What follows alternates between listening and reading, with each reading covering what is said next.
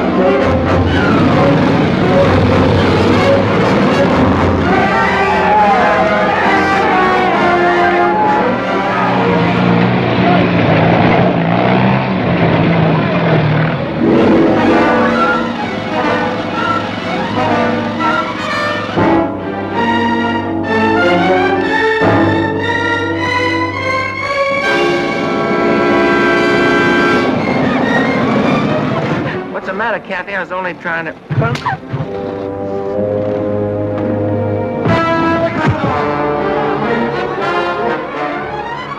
We got this town on a roll.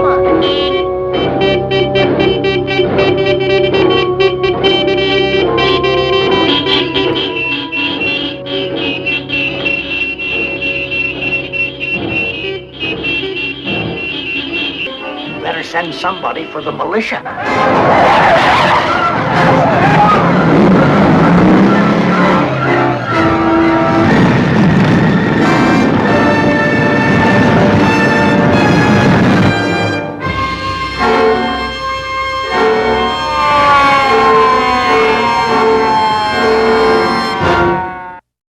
Now, has anyone seen that film? The Wild Ones? Matt, me, yeah, okay. We're the cultured ones. Long before I was born, that was considered to be a really wild film. And it's actually a brilliant film. Marlon Brando's just like the ultimate in cool.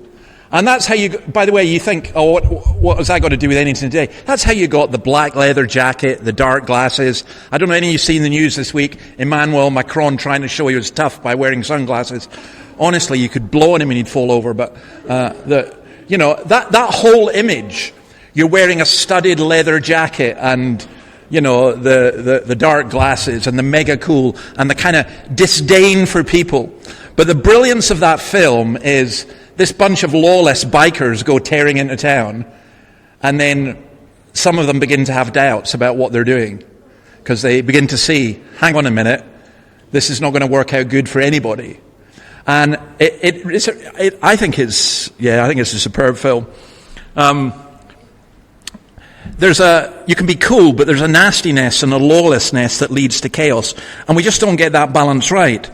We're a society that wants freedom, but we also want law. So, here's an example. Jordan Peterson is brilliant. I think he's brilliant. I absolutely love him. I've actually met him, and he is one of my heroes. But he doesn't really get it in lots of things. His 12 Rules for Life, An Antidote to Chaos. It's actually a very, very good book. But the one on the right, Law and Freedom, every school I go to has a list of values and rules.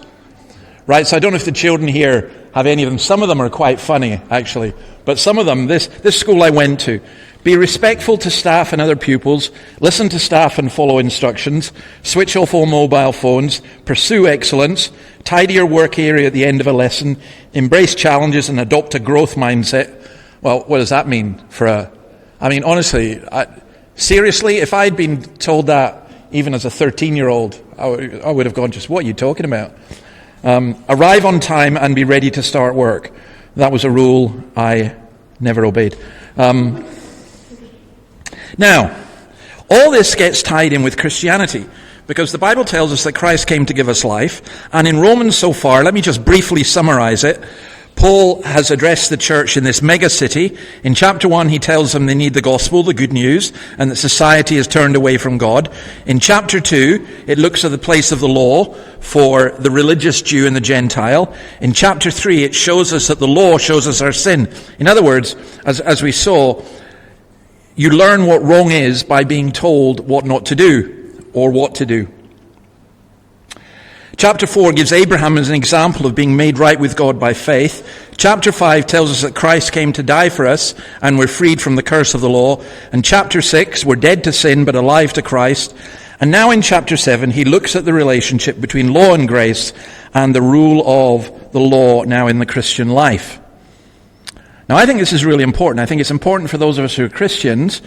What should we do? How do we live as Christians? What does it mean to be not under the law but under grace? To serve not in the old way of the written code, but the new way of the Spirit. And then, just to try and grasp that a bit, I'll lead you into discussion by asking, first of all, what's the law? That's verse 16. Do you not know, brothers and sisters, for I'm speaking to those who know the law, that the law has authority over someone only as long as that person lives. Now, what Paul gives is quite a complex argument, so we'll just go through it step by step. So what's law? That's the first thing. You got to obey the law. I grew up, I don't know, do people grow up with this now? I grew up to be afraid of policemen. The first time I got arrested, I was really scared.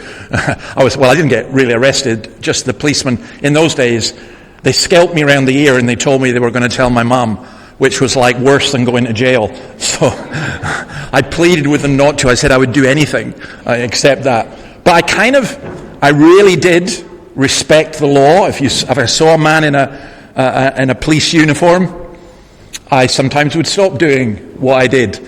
In schools, didn't you all have teachers who you respected and teachers who you didn't? And the teachers who you respected weren't necessarily the ones who were the bullies, but they were the ones who had an authority. There was a kind of law. And I've seen that in sport as well. Someone would say his word is law. So probably the greatest manager ever, Sir Alex Ferguson. Man, even if you were David Beckham, you did not disobey him. His word was absolutely law. So what's he talking about here? Is he talking about Roman law? No, I don't think he is. Is he talking about law in general? No, I don't think he is. I think here he's talking specifically about the Mosaic law, the law that God gave in the Old Testament to the Jewish people, but which includes, so the way we would normally divide it is to say, to understand this, you have the civil law, that's things about like building regulations and who should be judges for the nation state of Israel. There's a ceremonial law we saw this morning to wear the ephod and what that is. And then there's the moral law. And just think of that as the Ten Commandments, but also added to. And the argument here is all about rules. People say, give me rules and I'll keep them. And that's what our society and our culture always uses. Here are the rules, you're bound to keep them. But Christianity says you can't actually keep God's laws. So Jesus came, and instead of Jesus saying, forget them, Jesus did something astounding. He made them harder. So, for example, do not murder is one of the Ten Commandments. But Jesus said, if you hate your brother in your heart, you've committed murder. So most of us have committed murder then. Or, do not commit adultery. Oh, I've never done that. Well, have you ever looked lustfully at somebody? Well, then you have. And Jesus upped the standard enormously. He didn't go back from it. And the trouble with us is that there's a heart of darkness within us. In fact, that's my view about government is there to restrain us when we are tempted to do evil things or even wrong things. Look, if there was no law, when I drive down to Sydney tomorrow, I'd quite like to go at 140 kilometres an hour to outrun the tradies. Mind you, if there's no law, they'd probably be going at 200. But, if there's no law, then it can be incredibly dangerous for people. But the point about this moral law, virtually every religion operates like this. It says, you do this, you do this, you do this, and then God will accept you. What Christianity does, it says, you're meant to do this, you're meant to do this, you're meant to do this, but you can't, you're stuffed. Kind of, that's non-theological language, but that's really what it's saying. So, there's something different here. Now, notice what he says. The law has authority over someone only as long as that person lives. When they're dead, they're dead. The law has no authority. So this is what he says.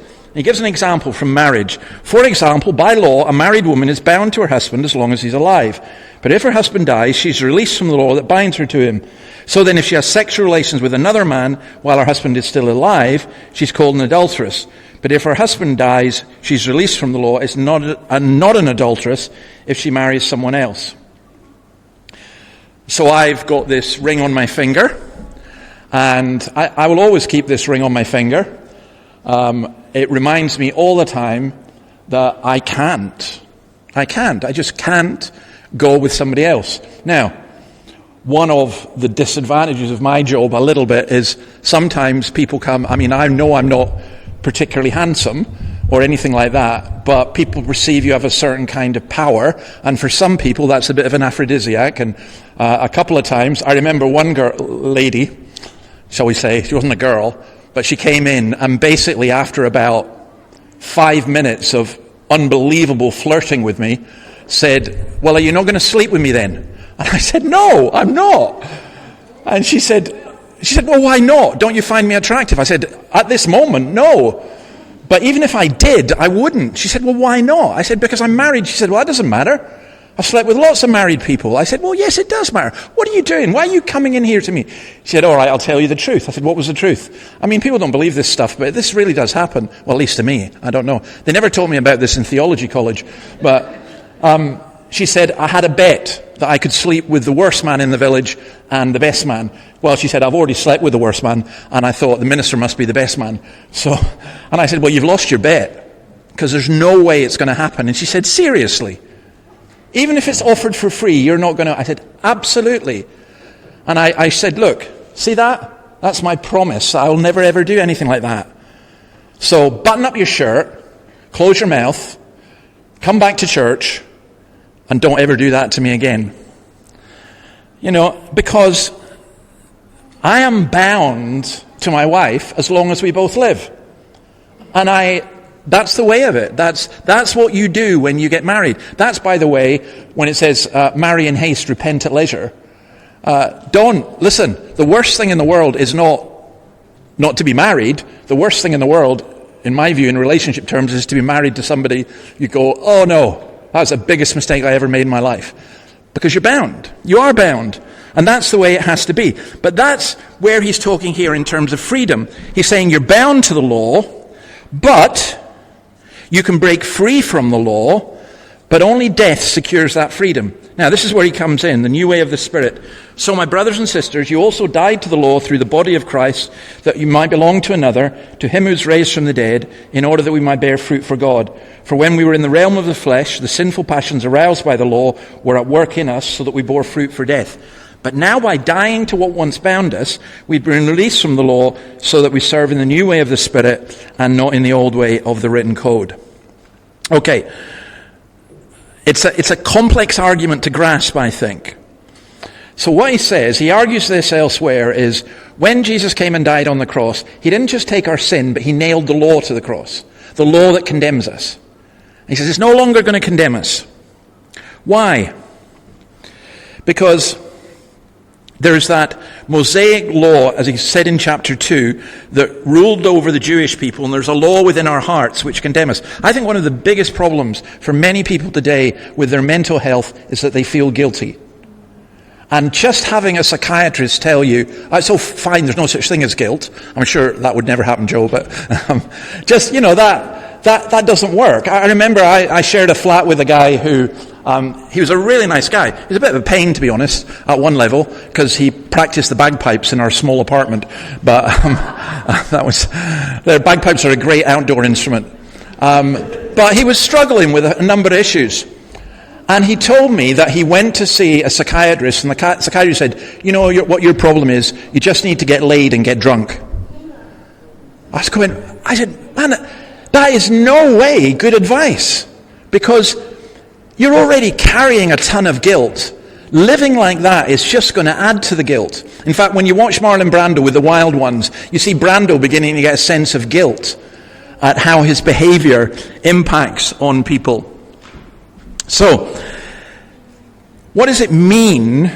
The law's brought in so the trespass might increase. The law's brought in to show us our need for God. It's actually quite a good thing to come to church and to hear something that makes you go, oh, I hate what that guy just said. That makes you feel guilty, because we are guilty. But it can't stop there. John Owen says this about the law. The law gives no strength against sin, but grace does. The law does not give us freedom. It's the gospel that delivers us from the law. The gospel is the perfect law that brings freedom. And we need to be freed from the law. Now, that doesn't mean that we... that when you become a Christian, you can do whatever you want. I've seen several films like this, but also I've seen people who behave like this, but maybe not as extreme, who think that they've become Christians, and then they can go and do whatever they want, and then it doesn't matter, because God has forgiven them for their sin. In fact, this is a crazy theology, but I used to have a Catholic friend who would go on to Mass on a Saturday night to confess his sin that he was going to do. And he was forgiven by the priest for his sin before he committed it. That's insane. By the way, none of you ever come to me to confess your sin unless you've sinned against me, and let's just keep that personal. But no, that was just an extraordinary thing. But I know other people who what they do is they go through a patch of, I don't know, being excessively violent, whatever, and then they say, oh, well, Jesus forgive me my sin, so I'm okay. Well, no, that's not what this is about. So you've got two groups of people here. You've got legalists who are under the law.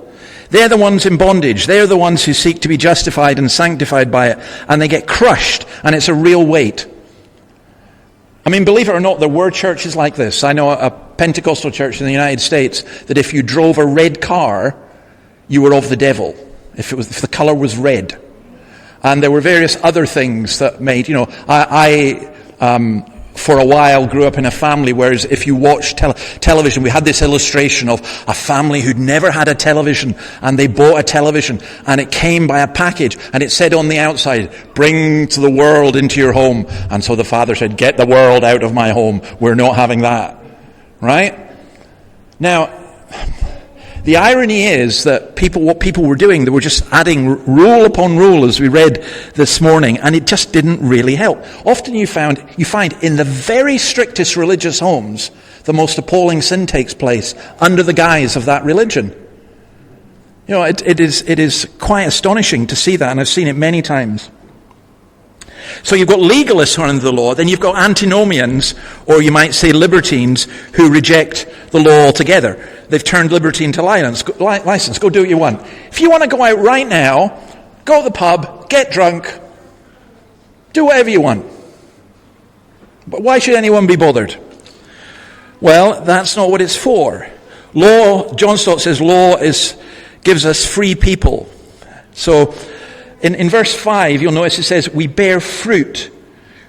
We bore fruit for death in the past, but when we become believers, we bear fruit for life. And he uses two words to describe that. One, grammar. Does anyone still get taught grammar in schools?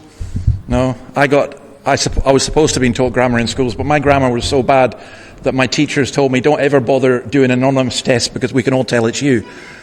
You write very well, it's just that you break all the laws of English, which I then said, well, that's the creative spirit within me, and, you know, I'm really a hippie, but I've just been lazy. I couldn't be bothered learning grammar. I couldn't even pronounce it, grammar. But that's where this word comes from. It's literally the Greek word grammar. And then pneuma, spirit. And the law was written on tablets of stone, but the Holy Spirit writes God's law in our hearts. Martin Luther said this, we must fear for our time in which, thanks to the publication of many books, people indeed become very learned men, but are also very unlearned Christians. Let me rephrase that. We must fear for in our time in which, thanks to the internet, Google, and Wikipedia, people indeed become very learned, but also very unlearned Christians. We need God's Spirit to work in our life, to convict us of sin and judgment and the righteousness to come. If you're not a Christian, I don't think you'll ever become a Christian by me saying, look, you need to become a Christian and Jesus is wonderful and so on. The only way you'll ever become a Christian is if the Holy Spirit works in your life and convicts you of sin and righteousness and the judgment to come, as Jesus said he would do. In other words, you suddenly see the need. But the only way you can live as a Christian is by the Spirit. It's funny, there's a lot of fuss about spiritual gifts. What I need the Holy Spirit to do is to give me the strength to carry on and the freedom to serve God. The Christian life is serving the risen Christ in the power of the Spirit. It's kind of a new way of serving. I'll tell you what, it's the difference with this. So how can I explain it? It's like doing something to help, not just because your name's on the roster. Is it roster or rota? I keep getting this wrong. Roster. It's really rota, but we'll get on the roster. Your name's on the roster, so you're going to do it. And the Christian way of serving is very different. I'm not saying rosters are bad, they help organize and so on. But the way I remember this was our church was being done up back in Scotland, so we'd moved to the university, we're in the university chaplaincy, and we had about 150 coming. We had all the chairs had to be put out and had to be stacked up, and people were on the roster. And I saw this old man, one of my elders, at the end of one of the services, and he was faithfully, one by one, loading up chairs. One by one, he was doing. And then he was taking them over laboriously to be put away. And there was a group of young guys, not that I'm picking on Callum, but these fine, strapping young men. And they were just standing, talking, and I said to them, guys, do you want to give them a hand? And they looked at me and actually said this, we're not on the rota. I said, seriously, guys, look at him. Old Donald can hardly lift his arms. They got the point and they went and helped him. But we shouldn't have to think like that. You know, this is a trick we used to do with students. We always had students back to our house. We had lots of students come to our church. And we always had them back to our house, and Annabelle cooked them a wonderful meal, and we'd sit round a fire and talk theology or football or something. Girls sometimes, if it was just boys. And we'd have a good discussion. But the thing that we always looked for were who were the ones First of all, who said thank you, and then who were the ones who got up and went to the kitchen and helped, who realized that Annabelle had a whole bunch of dishes to do, or our very young kids. And we knew that the ones who got up to help were the ones who were going to make it, without being asked. We just knew that they would make it because their attitude was very different. So that's the idea, whether you do something because of law, you do something because of freedom. And Christ really sets us free. Now, you see the questions there. You can ask any of them what you want, or you can think of any you want. Why do we need laws? On what basis should we decide how laws are made? And what does it mean to be under the Spirit and not the law? Now, the third one is probably the hardest one, but feel free to have a go at any of them, or any other questions you like from the passage, and then come back to me and have at least one question. So you've got 20 minutes to do all that. On you go. Okay, let's go from left.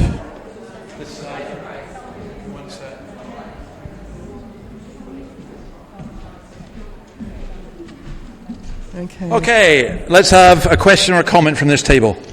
Okay, when is it right to break the law of the land? So we're thinking, I guess, about, the potential for the hate speech laws coming in. So for Christians, when is it right to break the law of the land? Yeah, so when is it right to break the law of the land?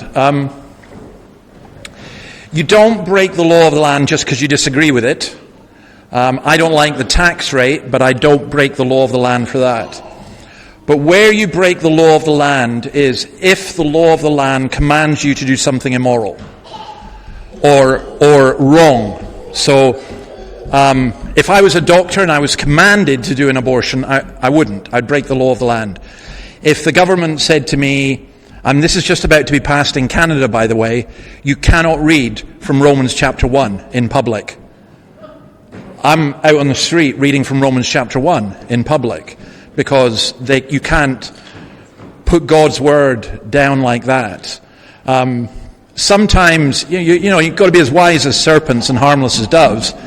And sometimes there are laws that are not right, but you wouldn't deliberately just go out and break them. There might be laws that are particularly daft or whatever. But when you are commanded to do something that you know to be wrong, you can't do it. And it's Martin Luther's thing, here I stand, I can do no other. Which is why Xi Jinping fears Christians more than any other group, because Christians will respect him, this is in China, but they won't do what they know to be wrong from God's word. So he knows that there's an authority above his, and that's why he wants to stamp it out.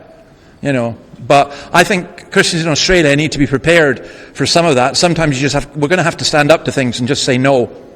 We're not going there. And by the way, if a government ever ordered me to use pronouns which were a lie, I would absolutely refuse to do so. There's not a chance I would do it, so hopefully they won't. I don't want to see an Australian jail. If I went back to Scotland, I'll see. Let's go to this table. All right. Thanks for that good question, because I'm going to piggyback on top of this. Yeah. Quite often in our, sort of group confession at church in the morning, I can't quote it exactly, but we, confess doing things we ought not to have done, and we've not done what we ought to have done. So on the converse, if you will, does the Bible encourage us, or what does the Bible say about doing what ought to be done when, how would you say it, when the law's doing things that shouldn't be done, like, how do I put this?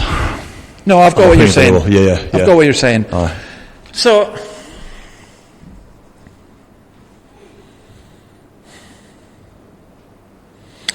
I think, despite all the language that our governing elites use, I think the poor are pretty hard done by in our culture and society.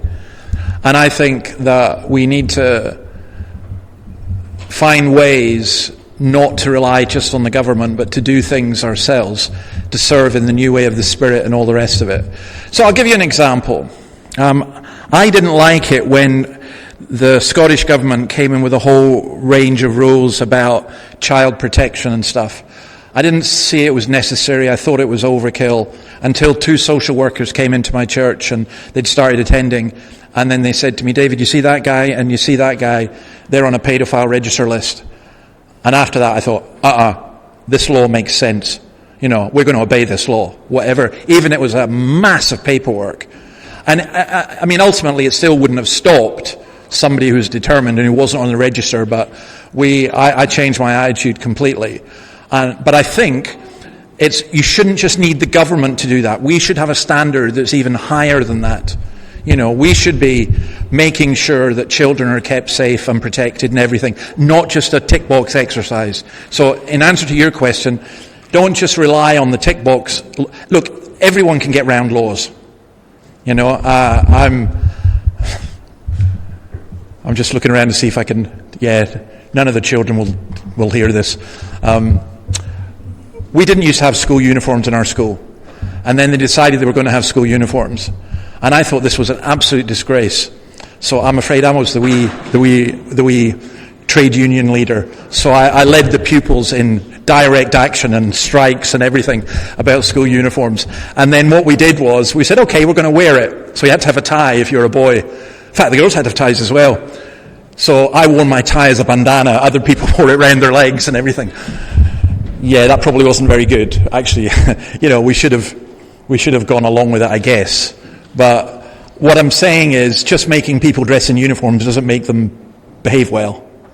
And just giving us a whole set of laws. Have you noticed this at all?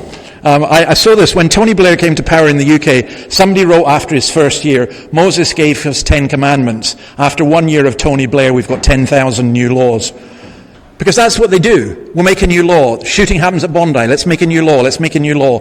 And it's not that the new laws are necessarily wrong, but they're never the solution to what caused people to behave in that way in the first place. So yeah, it's a really interesting thought. Let's go to this table.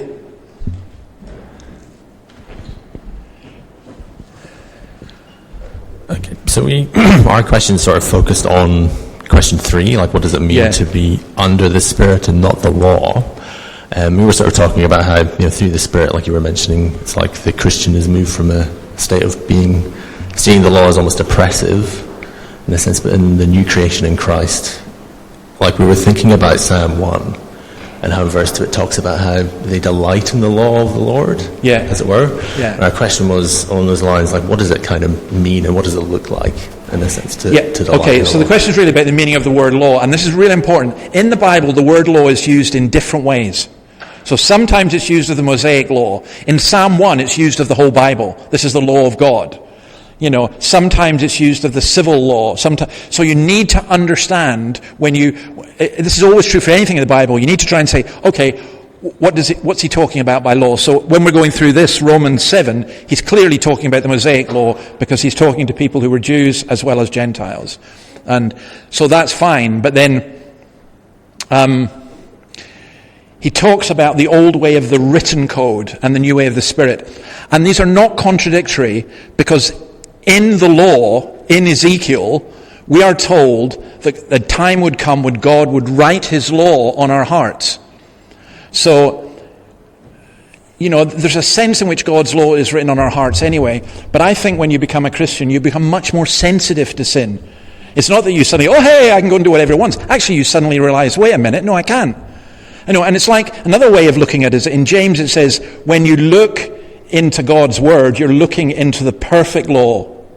It's a mirror of you. And sometimes that's why it's very uncomfortable. Have you ever been in a room with somebody and you're talking to them and you think, oh my goodness, they know everything about me. They can sense when I'm being fake. They can, and that's what God's word does. It holds itself up like a mirror and we look in it and we realize, I need Christ, and also I need to modify my behavior, so, I used to excuse a lot of things, like, I've got a bad temper, well, it's just because I was brought up in a Scottish Calvinist home, or something, or,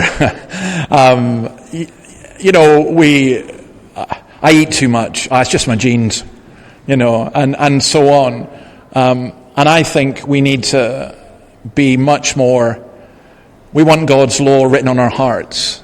So it's not just the written code that we tick the box, but we really want to do it, So if the law said you have to go out and give free meal to somebody who's really struggling, and you did it because it was the law, it's not nearly the same as if you go out and do it because they're a human being who's made in God's image and you just feel obligated to help them.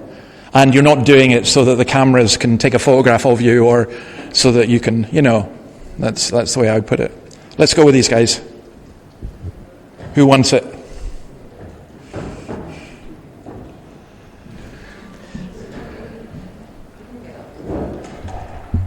Matt, did you have a question? David, no, I'm coming back to you. I was just going to say we had great discussion here. Yeah. And we did wonder why we had to answer your question.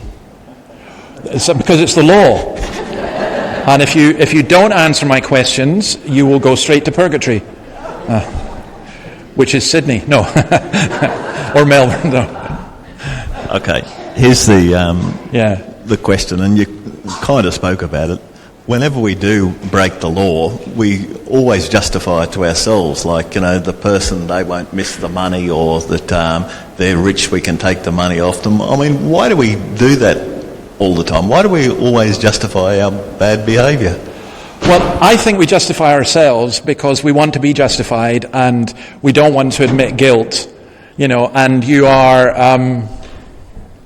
I don't know, we excuse ourselves. And sometimes we excuse ourselves and condemn other people. I've said this before here, but I was always so amused at the woman in my church who was so strict about children. And she complained, it's like a circus in here, and why can't children sit still, and da-da-da-da-da-da. And then when her grandchildren came to church, they were bungee jumping from the balcony. And I gave them a row once, and she was furious. How dare you, they're just children. Thought, okay. So I think we're so messed up in some ways that we don't see clearly. So I think the answer is we don't really see clearly in that. Let's go on to that one.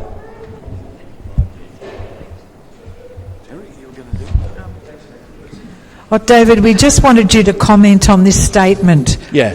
Law is a tool, not a master. Yeah. That's an interesting one. Law is a tool, not a master. Well, it's certainly a tool to show us to Christ. If you are outside of Christ, law is a master for you. You are under law. It is your master.